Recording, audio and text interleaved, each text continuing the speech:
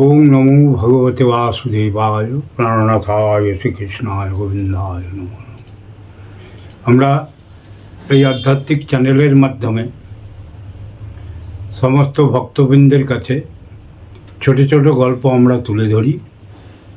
যদি আপনাদের ভালো লেগে থাকে, প্রত্যেক সপ্তাহে আমরা 2-3টে করে গল্প এইভাবে আমরা পরিবেশন করব।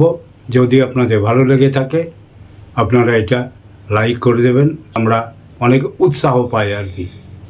আজকের আধ্যাত্মিক গল্প হচ্ছে যে বৃন্দাবনে কোনো এক বৈষ্ণব ভক্ত বাস করত। তো সে তার বৈষ্ণব তন্ত্র মতে এত উচ্চ মার্গে উঠে গেছিল যে তাকে কেউ চিনতেই পারেনি। সে এমনি ধনী বংশের লোক ছিল, তার 2 সন্তান ছিল, তারা চাকরি বাকরি করতো এখানে। মাঝে মধ্যে সে ঘর থেকে রাত 12টায় বেরিয়ে পড়ত, রাস্তা পাস্তা যেখানে সেখানে পায়খানা করে দিত, পেচ্ছাপ করে দিত, কাপড় টাপড় খুলে পড়তো। মানুষের যাতায়াতের খুব অসুবিধা হতো। এর জন্য ছেলেদের কাছে অনেক কমপ্লেন করেছে যে আপনার বাবা কিন্তু এই যে ব্যবহার করছে, এইভাবে চলাফেরা করছে, এগুলো কিন্তু সমাজের মধ্যে অনুপযুক্ত। একদিন ওরা বাবাকে ডেকেছে, বাবা এগুলো তো ঠিক হচ্ছে না তোমার। সবাই মিলে কমপ্লেন করছে। মানে কী ব্যাপারে বলো, যে তুমি যেখানে সেখানে পায়খানা পেচ্ছাপ করে দিচ্ছ, ধুলোর মধ্যে শুয়ে থাকছ।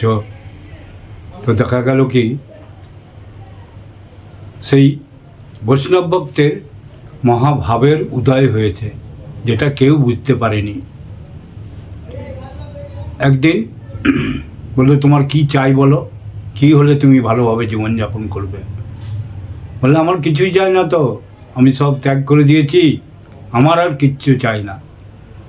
তোমরা এক কাজ করো, একটা বৈষ্ণব যজ্ঞের ব্যবস্থা করো। তো বৈষ্ণব ঠিক আছে, তাই হবে।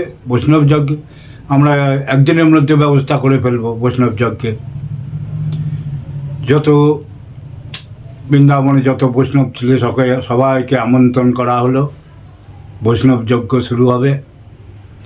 বললো যত বৈষ্ণব হবে সবাই যে পুরনো জপের মালা আছে সেই মালাগুলো যজ্ঞের মধ্যে আহুতি দেওয়া হবে এবং তাদেরকে নতুন মালা প্রদান করা হবে।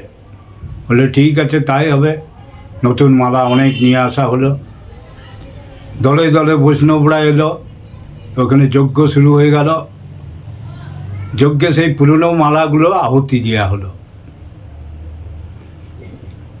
আহুতি দেওয়ার পরে যজ্ঞ সম্পন্ন হলো। বৈষ্ণবদিকে ভালো করে ভোজন করিয়ে নতুন বস্ত্রে তাদেরকে বরণ করা হলো।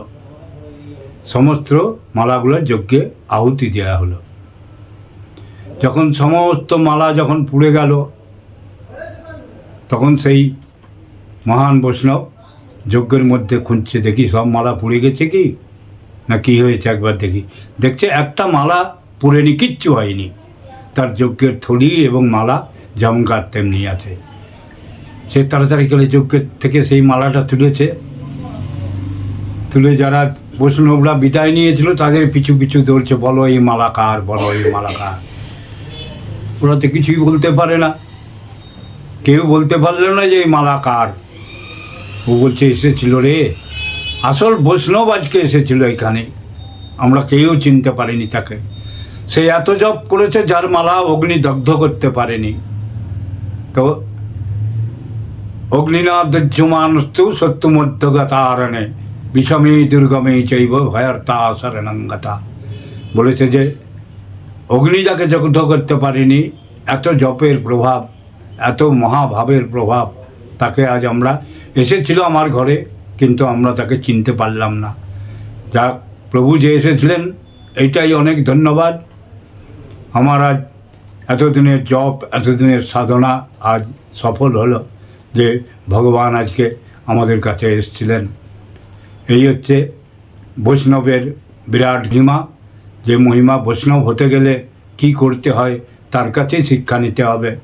সে এত জপ করেছিল যে তার মালা অগ্নি পর্যন্ত দগ্ধ হলো না, কিন্তু ভগবান স্বয়ং তার কাছে এসেছিল তাকে দেখা দেওয়ার জন্য, কিন্তু নিজের এই চর্মচক্ষু দ্বারা তাকে তো দেখা যায় না।